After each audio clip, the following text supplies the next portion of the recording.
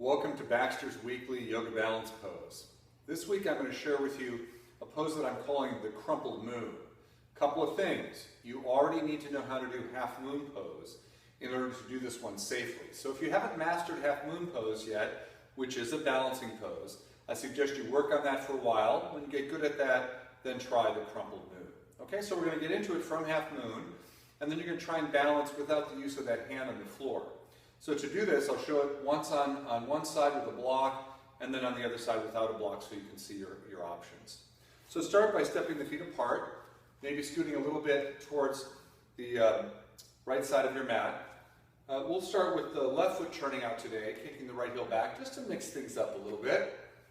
Hands on your hips, bend your right knee straight forward, and then side bend down and place the block just to the outside of your front foot.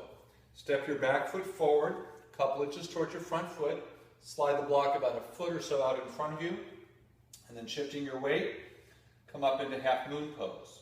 Don't worry about looking up. You can take your top arm if you want, or you can keep it on your hip. Hand in the hip, hand in the air.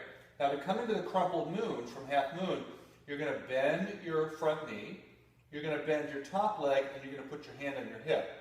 You're going to shift your weight back onto your left heel, and then you're going to take your hand off the block for a moment and see how long you can maintain your balance here.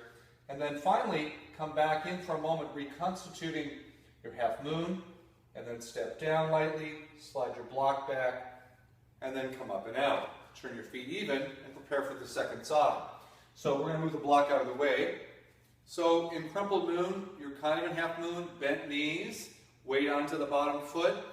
Hang out for a couple seconds. You can work up and do it a little bit longer as you get better at it. Turn your front foot out, kick your back heel back, bend your front knee straight forward. Now without the block, we're going to side bend down and put the hand to the outside of the front foot. Step the back foot forward about 6 inches. Slide your hand out about a foot, foot and a half. Lean out, slowly come up, get your balance, work on the legs, come into the full pose. To come into crumpled moon, bend both knees a little bit, slide back a little bit towards the heel of your supporting leg, and then start to bring the bottom hand off. Again, the hand can come to your hip, which is probably a better place for it for this pose.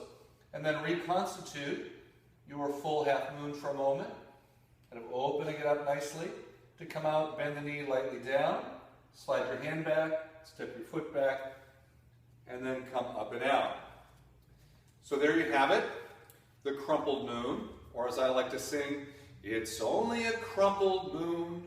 So play around with that in your home practice, have some fun with it. Thanks for joining me here at the Oakland Yoga Studio once again, and follow me on baxterbell.com and my blog site, Yoga for Healthy Aging. Until next time, namaste.